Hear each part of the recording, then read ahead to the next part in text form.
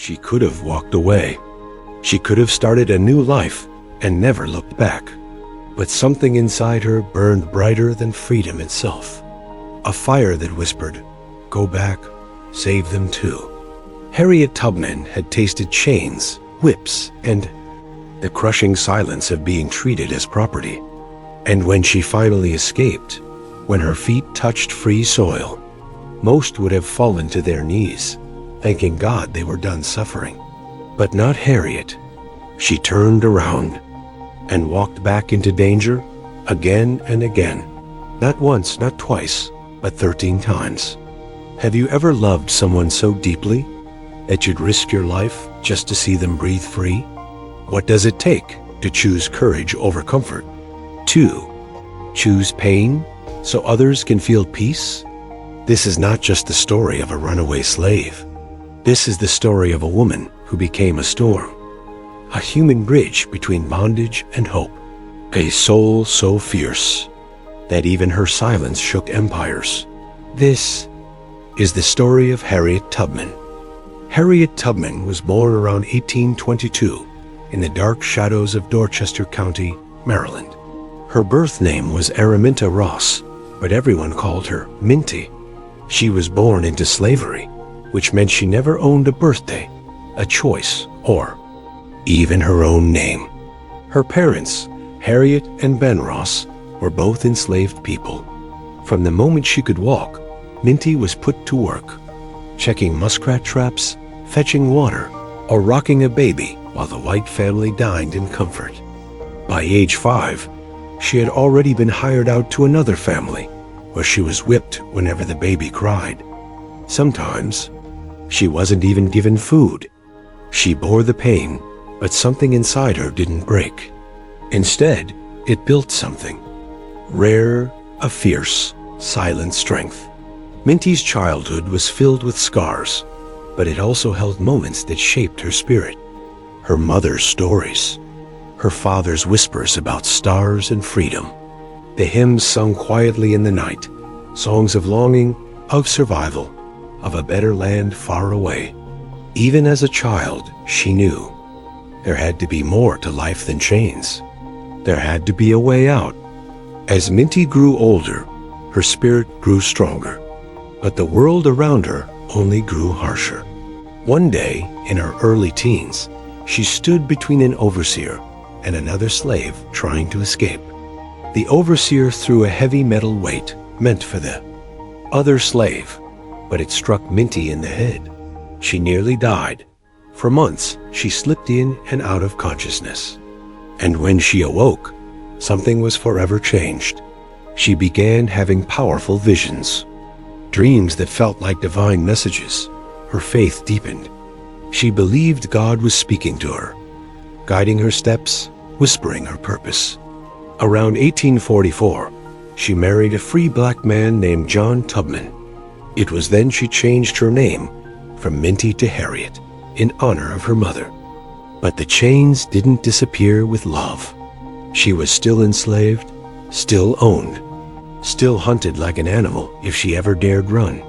In 1849, that moment came. Her owner died.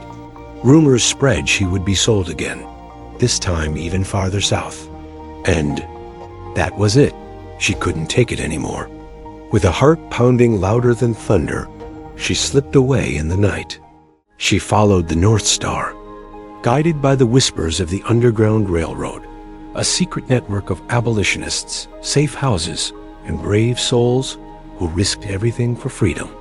She walked alone for miles, hid in swamps, waded through rivers, trusted strangers with her life, and finally, after days of cold, hunger, and terror, she crossed into Pennsylvania.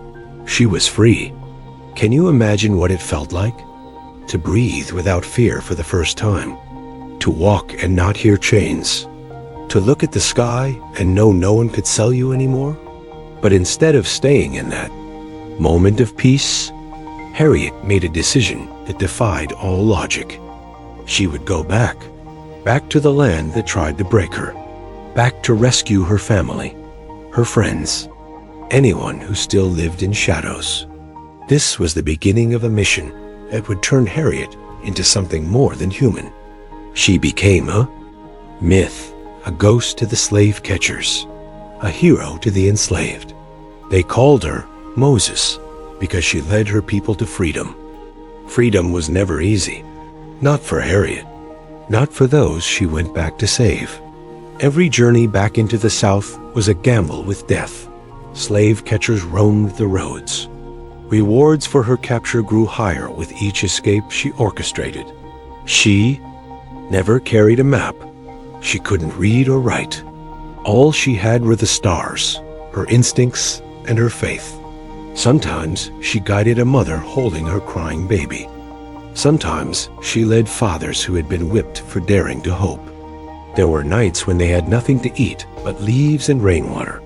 Nights when the cold sank into their bones.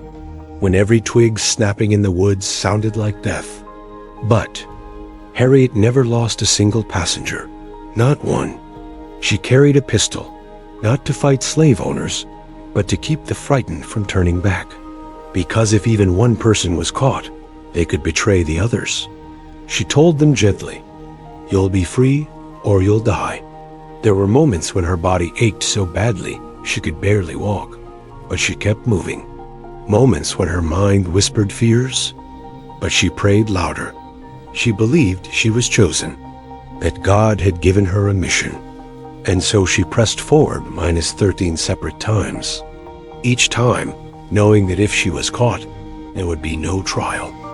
Just a noose, just an unmarked grave. But Harriet Tubman was not afraid of death, because she had already faced it. She had already survived it.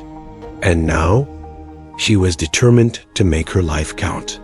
In a world that wanted her silent, she chose to speak through her actions. And in a time when black women were not even considered human by many, she rose as a symbol of power, purpose, and unstoppable will. Harriet Tubman wasn't just a conductor of the Underground Railroad. She became one of its greatest legends.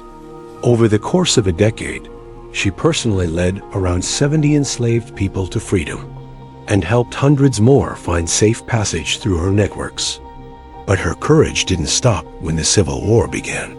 She stepped into a new kind of battlefield. Harriet became a spy for the Union Army, a nurse, a cook, and for the first time in American history, a woman led an armed military operation. In 1863, she led a raid on the Combahee River in South Carolina. With stealth and brilliance, she guided Union forces through hidden waterways and Confederate traps. That night, more than 750 enslaved people were freed, all because of her knowledge, her nerve, and her fire.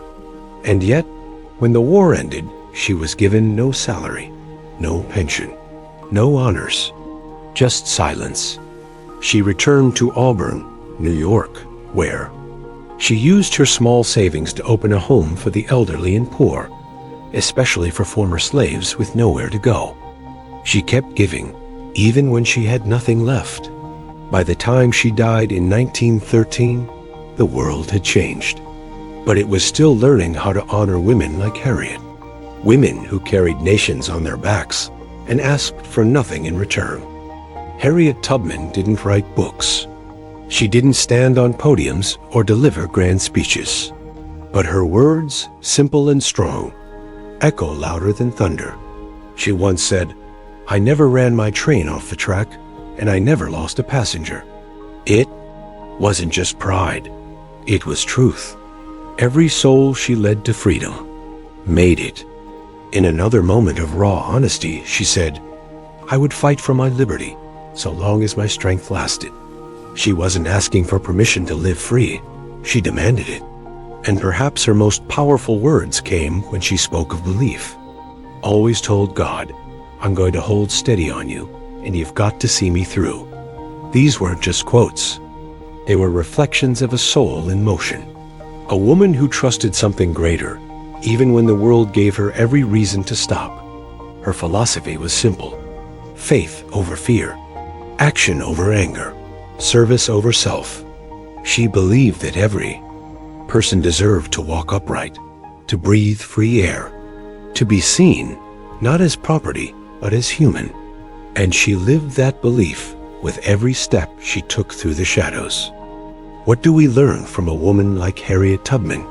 What can her footsteps, her choices, her pain teach us today? In a world full of noise, Harriet was quiet but powerful. She didn't wait for someone to tell her she mattered. She knew it in her bones. She believed that even a single soul could rewrite the world. She teaches us that courage isn't the absence of fear. It's choosing to walk forward while fear screams behind you. She reminds us that freedom isn't just about borders or chains.